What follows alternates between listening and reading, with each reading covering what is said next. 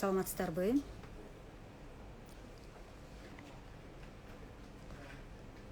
Азыр биздин түз эфир бөлмөбүз толгуча. Азыр биздин спикерибизди чакыралы.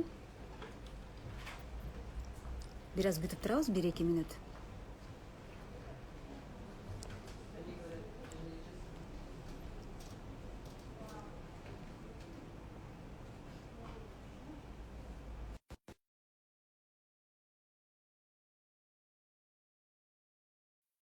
Кутман күнүңүздөр менен. Биз бүгүн эртең менен чыгууну чечтик. Саламатсыздарбы? Саламатсыздарбы? Анда четинен баштай берели, биздин дагы спикерибизге кошулду. Негизи эле Улуттук банктын функцияларынын бири бул акча кредит саясатын жүргүзүү экенин баарыбыз билебиз, көп эле айтып келебиз. Бирок ушул акча кредит саясаты деген эмне? Келгиле биз жөнөкөй биздин угармандар үчүн кененирээк сүйлөшмөкчүбүз. Бүгүнкү темабыз акча кредит саясаты. Сиздер менен мен Асель Акматалиева, Улуттук банктын коомчулук менен иш алып баруу бөлүмүнүн адиси болом. Ал эми эфирдин коногубузду тааныштырып кетсем, бул Мамбеткул кызы Айнура, Улуттук банктын экономика башкармалыгынын башчысы. Саламатсызбы, Айнура? Саламатсыздарбы? Анда ушул баштай берсек, негизи өзү тема татаал эле тема. Анан көп эле пресс-релиздерде Улуттук банк пресс-конференцияларда дагы айтып келет, акча кредит саясаты боюнча. Анан ушуну жөнөкөй тил менен айтканда, ушул түшүндүрүп кетсек, ушу акча кредит саясаты деген эмне? Рахмат сурооңуздарга. Да бир жолу баарыңыздарга акча кредит саясаты жөнүндө бир сөз кылайын. Акча кредит саясаты дегени негизи жалпак тил менен айтканда бул өлкөнүн жалпы экономикалык саясатынын бир бөлүгү да. Ар бир тармакта өзүнүн ар бир уюм өзүнүн саясатын алып барат. Ал эми ушу акча кредит саясаты боюнча өлкөнүн борбордук банктары акча кредит саясатын жүргүзөт. Ал эми биздин өлкөбүздө Кыргыз Республикасынын Улуттук банкы өлкөбүздөгү акча кредит саясатын жүргүзөт. Негизи акча кредит саясаты Кыргыз Республикасынын узак мөөнөттөгү өлкөнүн туруктуу өнүгүүсүнө өбөлгө түзүп берүү үчүн макроэкономикалык жагдайды туруктуу сактоого дөбөлгө түзүш үчүн акча кредит саясаты жүргүзүлөт. Негизинен акча кредиттин саясатынын эң негизги максаты болуп, бул баалардын туруктуулугун кармап туруу болуп саналат да. Баалардын туруктуулугун кармап турса, Улуттук банк ал негизинен жыйынтыгы болуп макроэкономикалык туруктуулукка өзүнүн таасирин берет. Ал эми Кыргыз Республикасынын Улуттук банкынан түзүлгөн учурдан бери эле негизги максаты болуп, бул мен айтып кеткендей мыйзамда берилген. Бул баалардын туруктуулугун сактоо, аны менен кошо жана өлкөнүн узак мөөнөттүк экономикалык өнүгүүсүнө өбөлгө түзүп берүү. Азыркы учурда акча кредит саясатынын максаттуу көрсөткүчү болуп, инфляциянын деңгээлин 5 жана 7% чегинде кармап туруу болуп саналат. Айтып кетсем, негизи ар бир өлкөнүн борбордук банктары өзүнүн максаттуу көрсөткүчү болот. Инфляция боюнча ошо инфляциянын ошол максаттуу көрсөткүчүнө жетүүгө максат кылат да. Ал эми биздин өлкөдө 5 жана 7%да орто мөөнөт мезгилде ушул көрсөткүчтүн тегерегинде болушубуз керек. Азыркы учурда Улуттук банк бул максатын аткарып келүүдө. Инфляция тууралуу кененирээк дагы биздин сурообузда болмокчу. Ал эми мен айтып кетип элем, бизде комментарийлер, суроолор башталды. Урматтуу биздин катталуучулар, сурооңуздарды, комментарийиңиздерди калтыра берсеңиздер болот. Анан биз сөзсүз орун беребиз, анан түз эфирде жооп аласыздар. Анан кийинки суроодо ушу акча кредит саясатынын кандай инструменттери бар, ошого кененирээк токтолуп кетсеңиздер. Акча кредит саясатынын бир нече инструменттери болот. Анын негизги инструменти болуп Улуттук банктын эсеп чени болуп саналат. Ошондой эле ачык рыноктогу операциялар бар. каржылоо операциялары бар, валюта операциялары бар, инструменттери, депозиттик инструменттери бар. Бул негизи бир кенен спектр болгон инструменттери бар, бирок аларды улуттук банк экономикадагы болуп жаткан жагдайды жана тышкы чөйрөдөгү жагдайды эске алуу менен кылдаттык менен колдонот. Мисалга алып кетсек, мен жана айтып кеттим го, каржылоо инструменттери бар деп, ошондой эле депозиттик инструменттер бар.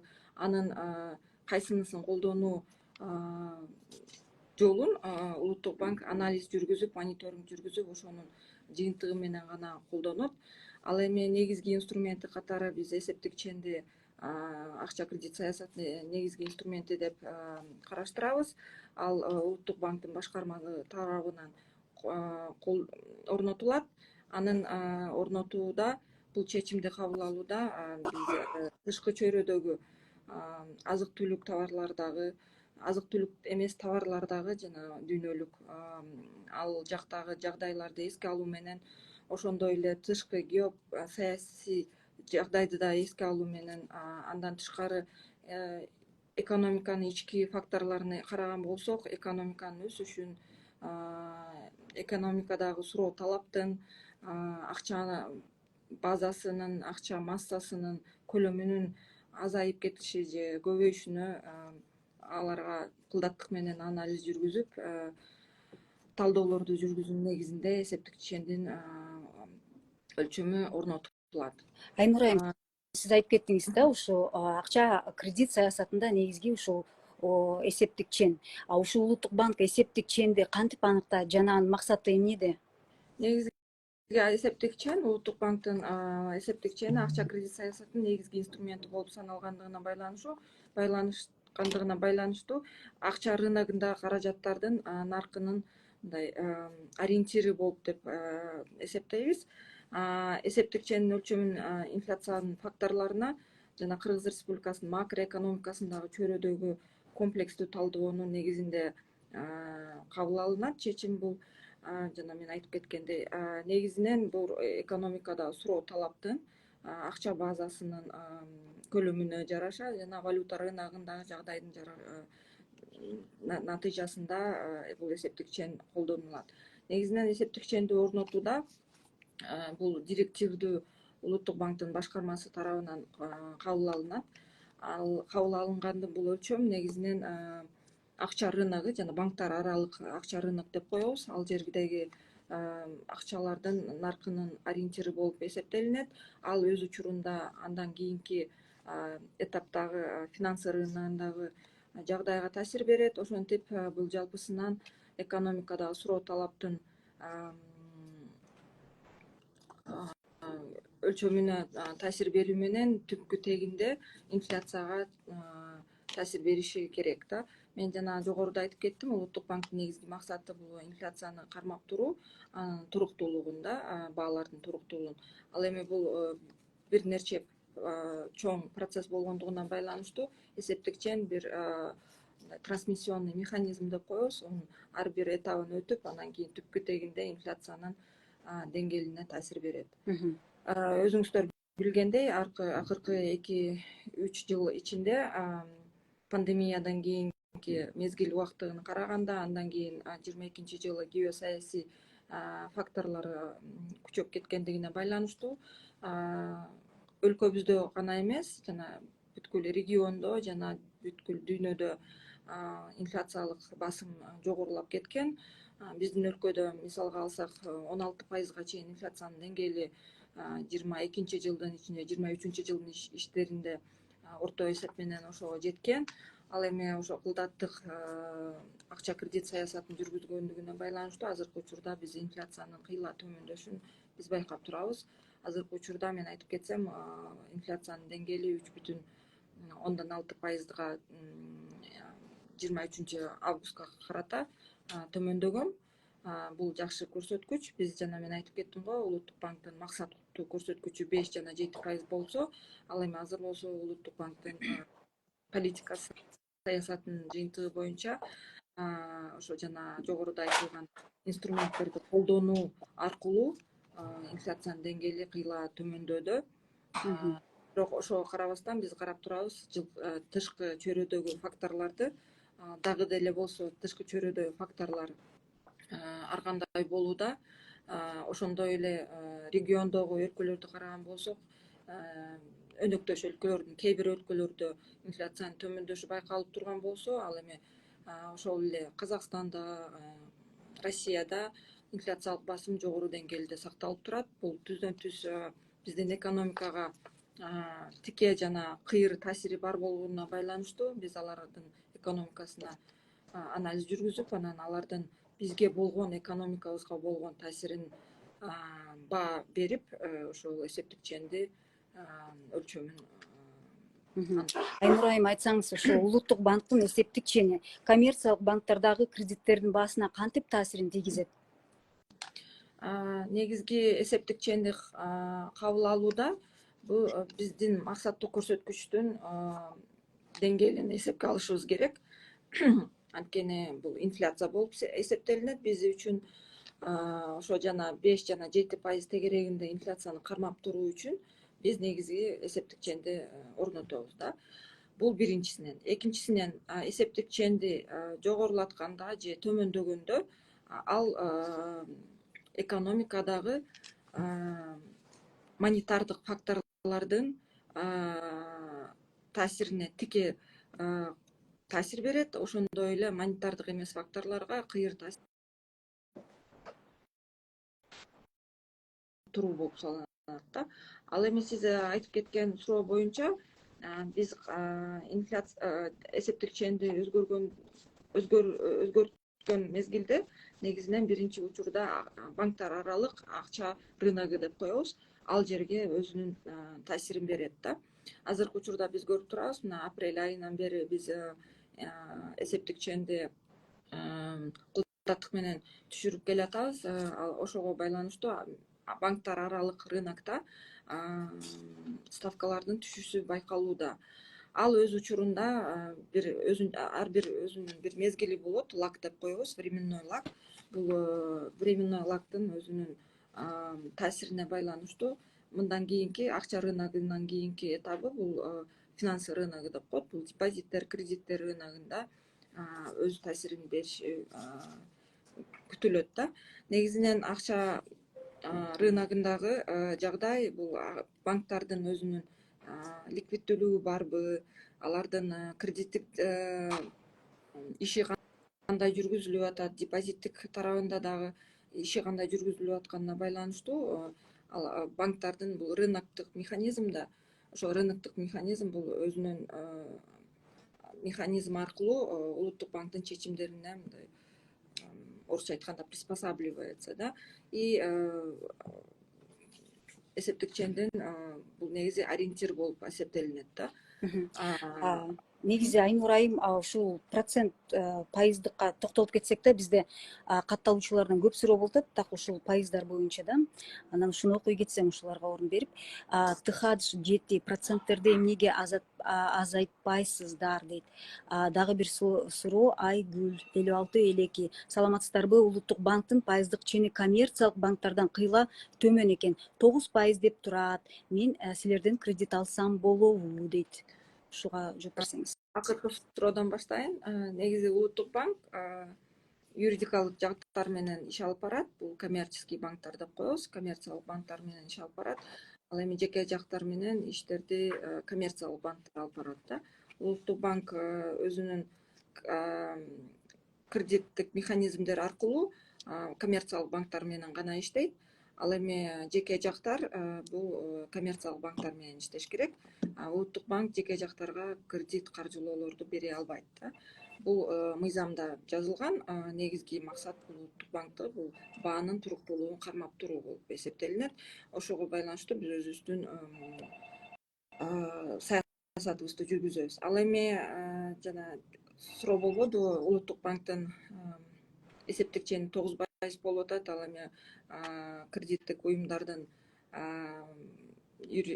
банктардын эсептик чени жогору болуп атат депчи.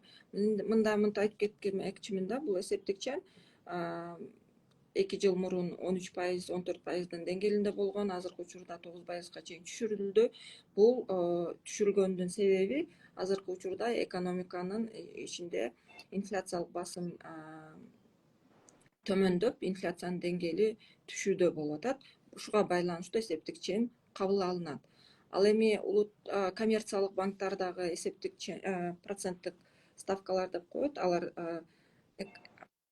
ар бир коммерческий банктын өзүнүн кредиттик ишмердүүлүгүнө жараша, алардын жана бул рыноктук механизм болгондуктан, алардын ишине жараша эсептик чендер орнотулат. Бирок улуттук банк өзүнүн саясаты боюнча алардын ишмердигин жөнгө салат да. Мен айтып кеттим, мына башка өлкөлөрдө инфляциянын жогорулап кеткендигине байланыштуу эсептик чендер дагы вот кредиттер боюнча кыйла жогорулаган акыркы 2-3 жыл мурун. Ал эми Кыргыз Республикасын алган болсок, мына 2-3 жылдын ичинде кредиттик ставкалар жогорулаган эмес, өзгөрүлбөй турган. Бул жакшы көрсөткүч, потому что когда инфляция растет, процентные ставки тоже растут, да, там. А в нашей стране вот такой ситуации не наблюдалось, мындай ставкалар өзгөрүлбөй турган, инфляциянын деңгээли жогору болгондугуна байланыштуу. Ал эми биз азыркы акча кредит саясаты акырындык менен жумшалтырып келаткандыгына байланыштуу биз келечекте биз күтөбүз коммерциялык банктар дагы өз кредиттик саясатын дагы улуттук банктын саясатына жараша корректировкаларды киргизет деп, пайыздар алардын ишмердүүлүгүнө жараша төмөндөшүшү керек. Рахмат. 6H Асель, саламатсыздарбы? Процент эмнеге азайбайт? Менимче сиз бул суроого да жооп бердиңиз. Негизи эң көбүнчө суроолор ушул процентке байланыштуу экен. Анда да кыргыз тилинде акыркы сурообуз эсептик чендин өлкөдөгү инфляцияга тийгизген таасири, ошол тууралуу кыскача айтып кетсеңиз. Буга чейин да козгодуңуз. Буга чейин козгодум. Мындай жөн тил менен айтып кетсем, инфляция борбордук банк тарабынан негизинен да инфляция түпкү көрсөткүч болгондуктан негизги инструменти болот эсептик чен. Ал бир трансмиссионный механизм деп коет акча кредит саясатынын. Бир нече этап менен акыркы түпкү инфляциянын деңгээлине таасир берет. Ал бир нече мезгилди талап кылат. Биздин баа берүүлөрүбүз боюнча, например, эсептик ченди кабыл алганда улуттук банк анын чечими инфляцияга бир жыл, 1,5 жылдын ичинде таасир бериши мүмкүн да. Ошондуктан мен айтып кетип атам го, азыркы инфляциянын деңгээлин биз көрүп турабыз, 3,6% болуп. Бул 1 жыл, 1,5 жыл мурунку акча кредит саясатынын кабыл алынган чечимдердин жыйынтыгы болуп келүүдө да. Мындай бул негизи татаал суроо. Демек, ар бир чечим шыр эле результатын бербеши мүмкүн, бир кайсы бир убакыт керек адаптациялоого, ишке киргизүүгө, реализацияга. Ошондой деп түшүнсөк болот экен да. Ошондой деп түшүнсөк болот. Сиз мындай да, инфляциянын негизги факторлору бул тышкы факторлор болуп турат, анан жана ички факторлор болуп турат да. Ал эми улуттук банк өзүнүн эсептик чени менен ошол факторлордун инфляция басымын кармооп, анан кийин аларды төмөндөтүп, ошол инфляциянын деңгээлине таасир берет да. Рахмат. Анда биз эфирибизди расмий тилде улантсак, урматтуу биздин катталуучулар, сурооңуздарды кыргыз тилинде да бере берсеңиздер болот. Биз кайсы тилде суроо болсо, ошол тилде жооп бергенге аракет кылабыз. Уважаемые друзья, сегодня мы говорим на тему денежно-кредитная политика, проводимая Национальным банком. И тема довольно сложная, но мы постараемся рассказать вам простыми словами. И гость нашего эфира, Мамбеткул кызы Айнура, является начальником экономического управления Национального банка Кыргызской Республики. И первый вопрос: что такое денежно-кредитная политика, простыми словами? Спасибо за вопрос. Денежно-кредитная политика – это часть общей экономической политики государства. То есть мы должны рассматривать, вот есть определенные государственные органы, которые проводят экономическую политику государства. И в части денежно-кредитной политики эту политику проводит Центральный банк страны. В нашем случае это Национальный банк Кыргызской Республики. Национальный банк Кыргызской Республики проводит денежно-кредитную политику. И основной целью денежно-кредитной политики является поддержание стабильности цен в Кыргызской Республике. Для чего это делается? Поддержание стабильности Кыргызской Республики обеспечивает, в свою очередь, влияет на макроэкономическую устойчивость Кыргызской Республики. И таким образом макроэкономическая устойчивость, она способствует сохранению именно долгосрочного экономического развития Кыргызской Республики. И, как я уже сказала, все центральные банки в основном, основная цель центральных банков – это обеспечение стабильности цен. В нашем случае, в нашем законе это прописано. Основной деятельностью Национального банка является именно удержание и поддержание стабильности цен в Кыргызской Республике.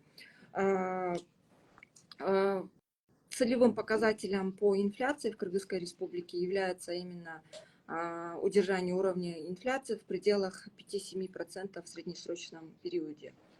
Это у нас вот указано в наших стратегических документах, таких как основные направления денежно-кредитной политики. То есть в среднесрочном периоде Национальный банк должен способствовать тому, чтобы удерживать ценовую стабильность на уровне 5-7%. А вот какими инструментами пользуется Национальный банк для вот достижения этой цели? У Национального банка есть множество инструментов, широкий спектр инструментов денежно-кредитной политики. Основным инструментом, конечно же, является это учетная ставка Национального банка. Это такой основной инструмент денежно-кредитной политики. Помимо учетной ставки у Национального банка есть такие инструменты, как инструменты на открытом рынке, инструменты рефинансирования, депозитные инструменты и также активные вот у нас инструменты – это валютные операции Национального банка.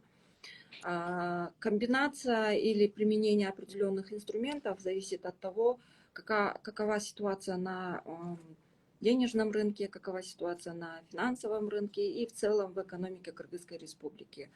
Но среди всех этих инструментов основным инструментом является ключевая ставка, мы их так называем, это учетная ставка Национального банка. А как она определяется, учетная ставка?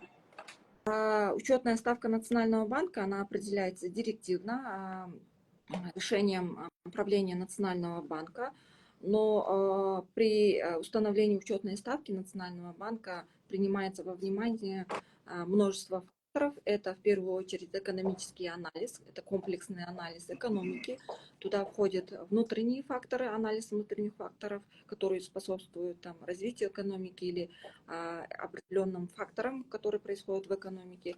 Но и помимо этого мы обращаем внимание на ситуацию, которая складывается во внешней экономике, поскольку Кыргызская Республика является открытой экономикой, и, соответственно, все происходящие в мире изменения какие-либо или условия, они косвенно или прямо влияют на нашу экономику.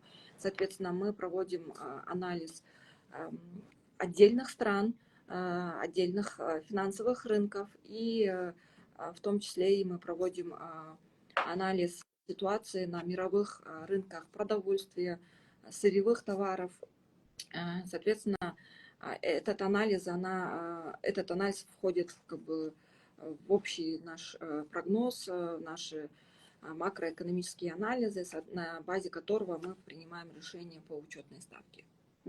Вот мы сейчас видим, да, у нас там учетная ставка у Национального банка 9%. Почему не 7 или не 10, а именно 9? Размер учетной ставки в первую очередь зависит от тенденций, которые складываются в экономике, и в первую очередь зависит от того, какие факторы влияют на будущую инфляцию и какие факторы влияют вот на текущий момент на инфляционный фон в Кыргызской Республике.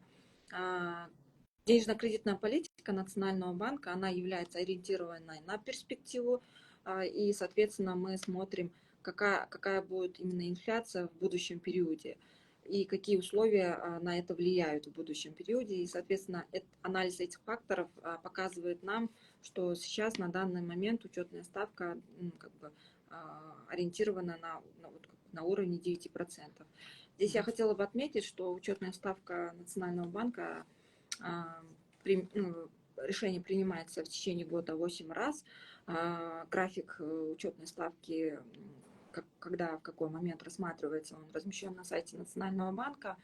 И вот за последние 2 года у нас в целом в мире и в регионе мы наблюдали достаточно высокий уровень инфляции. Это было связано с тем, что в начале был COVID в 2020 году и были последствия ковида, пандемии.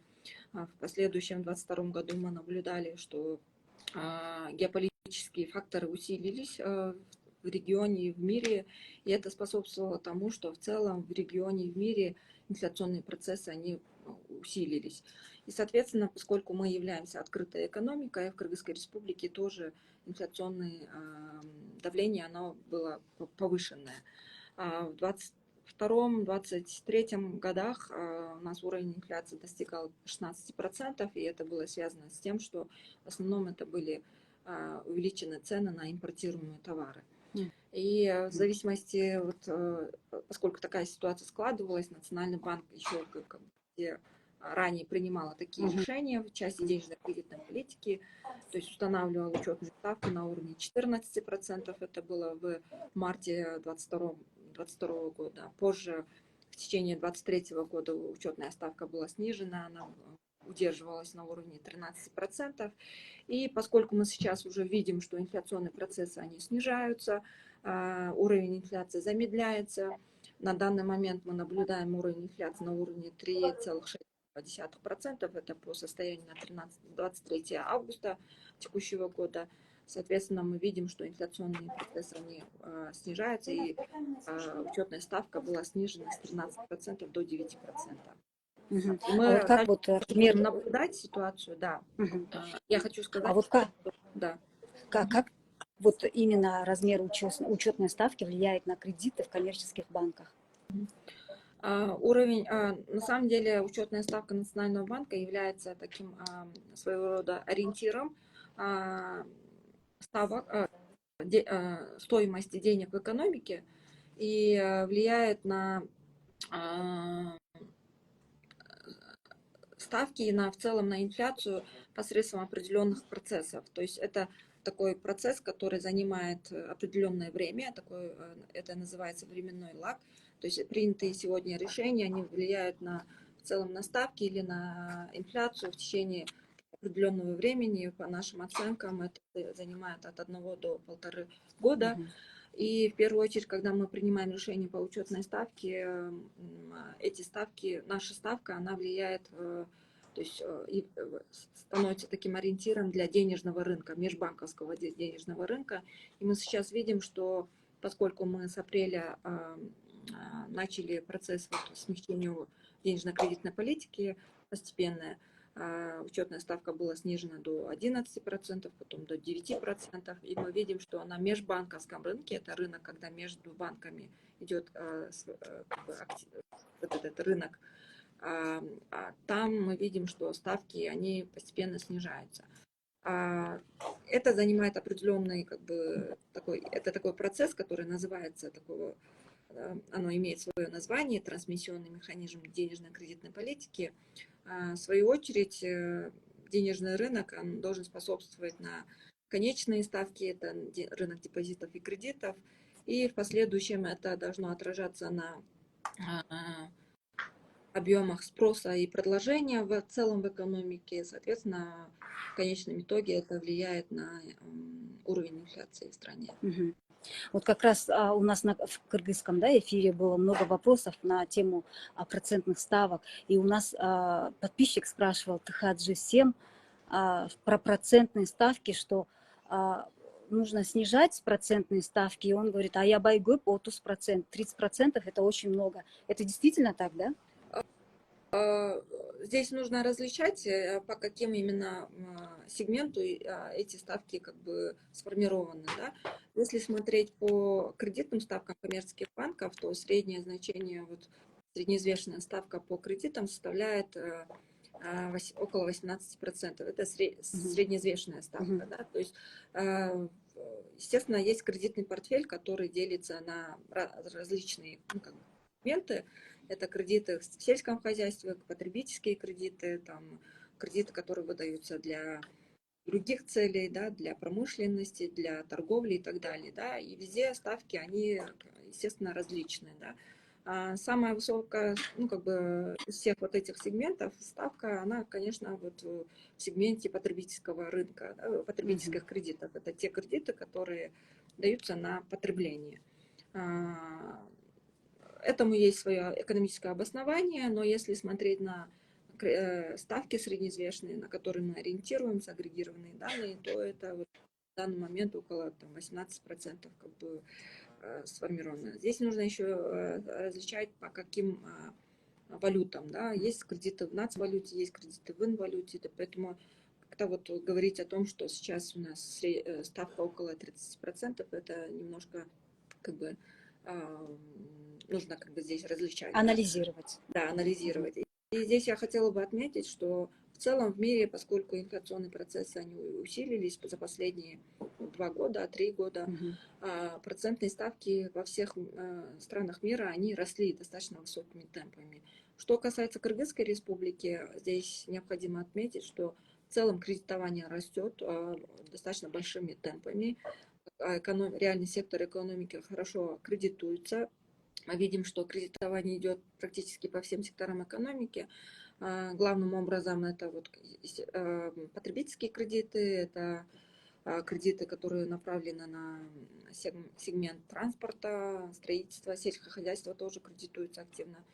Объемы кредитования растут. Но вот, к примеру, вот ставки, вот поскольку в других странах это росли, у нас в Кыргызской республике, вот, несмотря на то, что инфляционные процессы были усилены, процентные ставки практически они не изменились, они не выросли, как в других странах. Они оставались на прежних уровнях. Небольшая была, естественно, корректировка, но это были невысокие темпы. И мы ожидаем, что поскольку сейчас в целом процентные ставки будут пересматриваться во всех странах мира, как ожидают эксперты, да, и мы тоже в апреле снизили свою учетную ставку с 13 до 11%, потом до 9%, и сейчас уже на снижение учетной ставки Национального банка реагирует межбанковский кредитный рынок. Мы ожидаем, что в ближайшей перспективе коммерческие банки тоже, наверное, будут корректировать свою процентную политику. Но опять-таки здесь необходимо понимать, что коммерческие банки, они ведут свою деятельность самостоятельно, это рыночный механизм, и процентные ставки зависят от тех механизмов, которые у нас есть в экономике, от спроса и предложения, от кредитной деятельности, инвестиционной деятельности каждого коммерческого банка. И у меня к вам последний вопрос по поводу, как учетная ставка НБКР влияет на инфляцию в стране. Я до этого затронула вопрос влияния учетной ставки. Как я уже отметила, это такой вот процесс, который занимает определенное время. Те результаты, которые мы сейчас имеем, это результат тех решений, которые принимались по учетной ставке некоторое время назад. Соответственно, поскольку денежно-кредитная политика, она ориентирована на перспективу, процесс влияния учетной ставки на инфляцию, это занимает определенное время, определенные процессы. Устанавливая учетную ставку, Национальный банк устанавливает некие ориентиры для денежного рынка, потом для финансового рынка и в целом для экономики Кыргызской республики. Во всем при этом мы принимаем во внимание все изменения, которые происходят в экономике. Мы сейчас видим, что банки достаточно ликвидны, достаточно хорошо кредитуют, спрос на кредиты есть. И в целом и ресурсная база коммерческих банков растет. Вот депозитная база последние 2 года сильно выросла. И это выступает таким фактором, который выступает как бы ресурсной базой для будущего кредитования экономики. Спасибо Влияние большое. учетной ставки на инфляцию, это вот происходит через корректировку спроса, предложения в экономике, совокупного спроса и совокупного предложения. И таким образом мы влияем на конечную нашу ставку, Мгм. на нашу цель, это инфляция. Мгм. Спасибо вам большое, Айнура. Спасибо. Я хочу посмотреть, вроде бы больше комментариев и вопросов наших подписчиков нет. Но я могу сказать, что вы можете далее комментировать. Мы обязательно сохраним это видео, делитесь этим видео. Также мы уже, наверное, будем завершать наш эфир. Я еще раз напомню, что у нас в гостях была Мамбеткул Кызы Айнура, начальник экономического управления Национального банка Кыргызской Республики. Ну, спасибо вам большое за внимание и спасибо вам за то, что вы уделили время. До свидания. Спасибо вам большое. До свидания.